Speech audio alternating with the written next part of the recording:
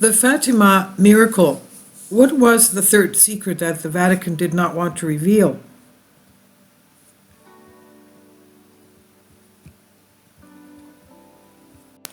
This took place in a little village in Portugal of only 5 or 6,000 people, population there, on October 13, 1917. More than 70,000 Portuguese from every part of the country gathered in the small town of Fatima, whose population did not exceed 5 or 6,000, with 3 children in front, 3 shepherds aged 7, 9, and 10 years old, waiting for the appearance of the Virgin Mary. It all started a few months earlier, in May of that same year, when the children were late in returning to their homes and excused themselves by saying that in the pastures of Fatima they had seen the Mother of God, the Virgin Mary, who appeared and spoke to them. Naturally, at first, no one believed them, and most thought it was just a trick to avoid punishment from their parents. However, they persisted, and on the 13th of every month, they returned to the same spot and continued to claim that they see the Virgin Mary and converse with her, despite the fact that those who accompanied them from time to time could not perceive the Virgin Mary's presence there. According to what Lucia dos Santos and her cousins Francisco and Jacinta Marco claimed, in October and always on the same day, on the 13th, the Virgin Mary would appear again, and this time her presence would be felt by everyone. A fact that created a frenzy in Portugal, a country with strong religious sentiment, where Roman Catholicism remains strong even today. The miracle of Fatima, 70,000 people in a group. They all were dizzy in a frenzy.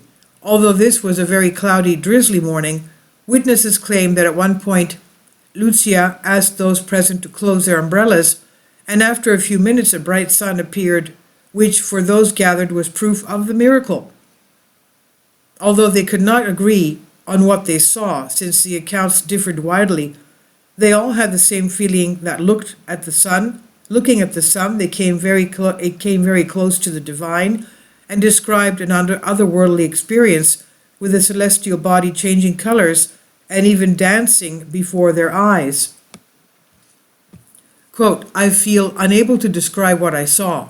I looked straight at the sun, which looked pale and did not bother my eyes. It looked like a snowball which was spinning and seemed to be approaching the earth. I was terrified and ran to hide among the others who were crying and waiting for the end of the world," end quote. One of them later recounted. For scientists, of course, this scene was attributed to a natural phenomenon and an optical illusion created by reflections of the sun, considering that this resulted in mass defiance and hysteria, but the official Catholic Church had a different opinion. In other words, they considered that it was indeed a miracle and undertook the construction of a church dedicated to the Mother of God at that point. Today, along with Our Lady of Lourdes, it's considered one of the most sacred sites for Catholics, something similar to the churches of Dinos or Sumela for the Christian Orthodox, which means that since then the area has experienced an unprecedented development associated with the explosion of what we call religious tourism. However, the story does not stop there. The 3 children claimed that the Virgin Mary had confided 3 prophecies to them, with the Vatican rushing to their defense and keeping the third of them a top secret, revealing it only in the year 2000. The first prophecy had to do with a gruesome picture of hell to come for unrepentant unbelievers who had turned away from God's way, while the second was thought to foretell the end of the world, or the end of World War I. Unfortunately for them, neither Francisco nor Jacinta Marco lived to see the latter come to fruition, as the unfortunate children fell victim to the Spanish flu. But little Lucia was saved and then became a nun while she went to the Vatican. Her cousins became faithful, and when she passed away in 2005 at the age of 97, Pope Benedict himself, then still a cardinal, ordered her tomb to be sealed in order to begin the canonization process.